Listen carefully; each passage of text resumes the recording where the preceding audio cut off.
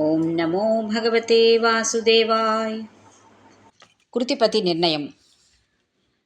ఇమ్మనుజేశ్వరాధములకిచ్చి పురంబులు వాహనంబులున్ సొమ్ములు గొన్ని పుచ్చుకొని చొక్కి శరీరము వాసి కాలుచే సమ్మెట వ్రేటులంబడక సమ్మతి శ్రీహరికిచ్చి చెప్పే నీ బమ్మెర పోతరాజొకడు భాగవతంబు జగద్ధితంబుగన్. విశ్వశ్రేయస్సును దృష్టిలో పెట్టుకుని విరచించిన భాగవతాన్ని భగవంతునికి తప్ప ఈ చిల్లర మల్లర ప్రభువులకు అంకితమివ్వటానికి నా అంతరంగం అంగీకరించుటలేదు. ఎందుకంటే ఈ రాజులిచ్చే అగ్రహారాలు, హారాలు, వస్తువాహనాలు పుచ్చుకుని ఆ మైకంలో మైమరచి ఈ లోకంలో సుఖం అనుభవించిన ఆ లోకంలో అడుగుపెట్టిన పిమ్మట పూర్వం చేసిన తప్పిదాలకు యమధర్మరాజు చేతిలో సమ్మెటపోట్లు తప్పవు. అందుకే ఈ బమ్మెరపోతరాజు చక్కగా ఆలోచించి ఈ భాగవత మహాగ్రంథాన్ని భగవంతుడైన శ్రీహరికే సమర్పించటానికి నిశ్చయించుకున్నాడు. చేతులారంగ శివుని పూజింపడేని, నోరు నొవ్వంగ హరి కీర్తి నుడువడేని, దయయు సత్యంబులోనుగా దలపడేని, గలుగనేటికి దల్లుల కడుపు చేటు. ఈ జగత్తులో జన్మించిన ప్రతి ఒక్కడు చేతులారా శివుణ్ణి పూజించి, నోరారా కేశవుణ్ణి కీర్తించి, సత్యము, కరుణ మొదలైన సద్గుణాలను అలవర్చుకొనవలెను. అలా చేయని నిర్భాగ్యుడు ఈ లోకంలో పుట్టటం దేనికి, తల్లి కడుపు చెడగొట్టటం దేనికి? నేను ఎన్నెన్నో జన్మలెత్తి ఉంటాను. వేల కొలది జన్మల్లో కూడబెట్టుకున్న నా తపస్సు పండింది. నా హృదయంలో శ్రీమన్నారాయణ దేవుని పుణ్యకథలను విస్తరించి ప్రస్తరించి రచించాలనే కుతూహలం నిండింది. అది ఒక పూర్ణిమ రాత్రి. నిండు జాబిల్లి పండు వెన్నెలలు కురుస్తూ ఉన్నాడు. ఆనాడు చంద్రగ్రహణం. పెద్దల అనుజ్ఞను పొందినాను. ఆకాశాన్నంటే ఉత్తుంగ తరంగాలతో పొంగి ప్రవహించే గౌతమీ గంగకు వెళ్ళాను. ఆ నదిలో స్నానం చేసినాను. వెలుపలికి వచ్చి ఒక ఎత్తైన తెల్లని ఇసుక తిన్న మీద పరమశివుణ్ణి ధ్యానిస్తూ అర్ధనిమీలిత నేత్రాలతో కూర్చున్నాను.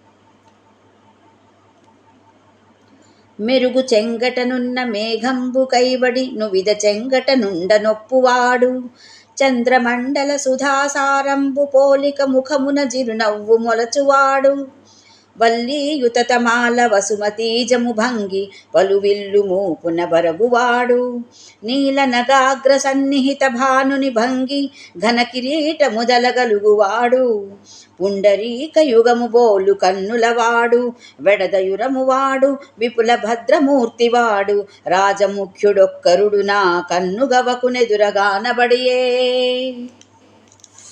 ఆ సమయంలో ఒక రాజశ్రేష్ఠుడు నా కన్నుల ముందు సాక్షాత్కరించినాడు. మేఘం ప్రక్కన మెరుపులాగా ఆయన చెంగట ఒక అంగన ఉన్నది. చంద్రమండలంలో నుంచి అమృతంలాగా ఆయన ముఖంలో మందహాసం చిందుతూ ఉంది. తమాల వృక్షాన్ని చుట్టుకున్న తీగలాగా ఆయన భుజాగ్రాన ధనుస్సు వ్రేలాడుతూ ఉన్నది. నీలగిరి శిఖరాన ప్రకాశించే భానుబింబంలాగా ఆయన శిరస్సుపై కిరీటం విరాజిల్లుతూ ఉన్నది. ఈ విధంగా విచ్చిన తెల్లదామర రేకుల వంటి కన్నులతో, విశాలమైన వక్షస్థలంతో, విశ్వమంగళ స్వరూపంతో ఆ రాజశేఖరుడు నా కందోయికి విందు చేసినాడు. అప్పుడు నేను రాజశిరోమణిని రెప్పవాల్చకుండా చూచినాను. ఏమైనా మాట్లాడుదామని ప్రయత్నిస్తూ ఉన్నాను. అంతలో ఆయన, నేను రామభద్రుణ్ణి, నా పేరు మీదుగా శ్రీ మహాభాగవతాన్ని తెలుగు చెయ్యి, నీ భవబంధాలు పటాపంచలవుతాయి అని సెలవిచ్చి అంతలోనే అంతర్ధానమైనాడు. నేను కన్నులు తెరిచి చూచినాను. అంతా ఆశ్చర్యంగా ఉంది. నాలో నేను ఇట్లా అనుకున్నాను,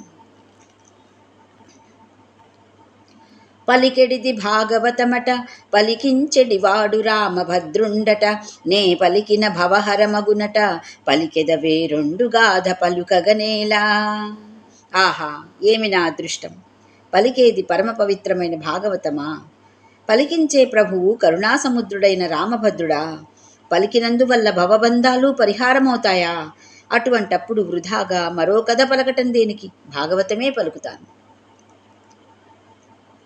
భాగవతము తెలిసి పలుకుట చిత్రంబు సూలికైన దమ్మి చూలికైనా, విబుధ జనుల వలన విన్నంత కన్నంత తెలియవచ్చినంత తేటపరుతూ.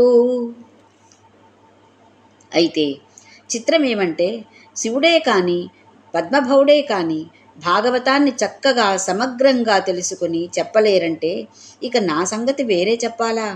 అయితే పెద్దల వల్ల విన్నంతగా, వారి సన్నిధిలో నేర్చుకున్నంతగా, స్వయంగా నేను తెలుసుకున్నంతగా విషయాన్ని తేటతెల్లం చేస్తాను. కొందరకు తెనుగు గుణమగు, కొందరకును సంస్కృతంబు గుణమగు, రెండుంగొందరికి గుణములగు, నేనందర మెప్పింతు కృతుల నయ్యయ్యడలన్. ఇక భాష విషయమంటారా? కొందరు తెలుగు అంటే ఇష్టపడతారు, కొందరు సంస్కృతం అంటే చెవి కోసుకుంటారు, మరికొందరు తెలుగును సంస్కృతాన్ని సమానంగా అభిమానిస్తారు. నేను నా గ్రంథాన్ని అందరూ ఆనందించి మెచ్చుకునే విధంగా రచన సాగిస్తాను. ఒనరన్నన్నయ తిక్కనాది కవులీయుర్విం పురాణావళుల్ తెనుగుంజేయుచు మత్పురాకృత శుభాధిక్యంబుదా నెట్టిదో తెనుగుంజేయరు మున్ను భాగవతమున్ దీనిందెనింగించిన జననంబున్ సఫలంబు చేసెద పునర్జన్మంబు లేకుండగన్. ఇంతకు ముందు నన్నయ భట్టారకుడు, తిక్కన సోమయాజి మొదలైన కవులు సంస్కృతంలో ఉన్న పురాణ గ్రంథాలు తెనుగు చేసినారు. అయితే నా పూర్వపుణ్య పరిపాకం ఎటువంటిదో కానీ ఆ మహామహులు భారతం, రామాయణం తప్ప భాగవతం జోలికి పోలేదు. బహుశా నా కోసమే ఈ భాగవతాన్ని వదిలిపెట్టినారేమో. ఇంకేం కావాలి? ఈ మహాగ్రంథాన్ని తెనుగు చేసి మళ్లీ జన్మంటూ లేకుండా నా ఈ జన్మను సార్థకం చేసుకుంటాను. లలిత స్కందము కృష్ణమూలము సుకాలాపాభిరామంబు మంజులతా శోభితమున్ సువర్ణ సుమనస్సు జ్ఞేయమున్ సుందరోజ్వల వృత్తంబు మహాఫలంబు విమల వ్యాసాల వాలంబు నైవెలయున్ భాగవతాఖ్య కల్పతరు ఉర్విన్ సద్విజశ్రేయమై. ఈ భాగవతం సాక్షాత్తు కల్పవృక్షమే, సందేహం లేదు. ఏమంటే లలితములైన స్కందములు గలది భాగవతం, సుందరమైన బోధె కలది కల్పవృక్షం. కృష్ణుడే మూలాధారంగా కలది భాగవతం, నల్లని వ్రేళ్లు కలిగినది కల్పవృక్షం.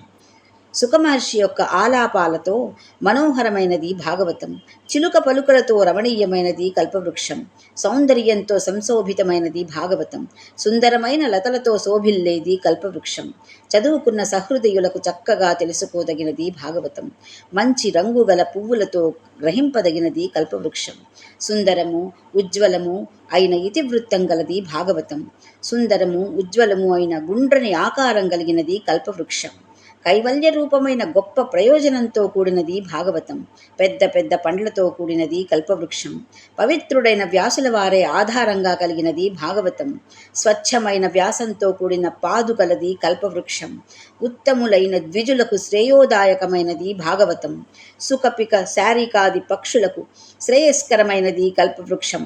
అయితే ఆ కల్పవృక్షం స్వర్గలోకంలో ఉంటుంది. భాగవతమనే కల్పవృక్షం ఈ భూలోకములోనే విరాజిల్లటం విశేషం.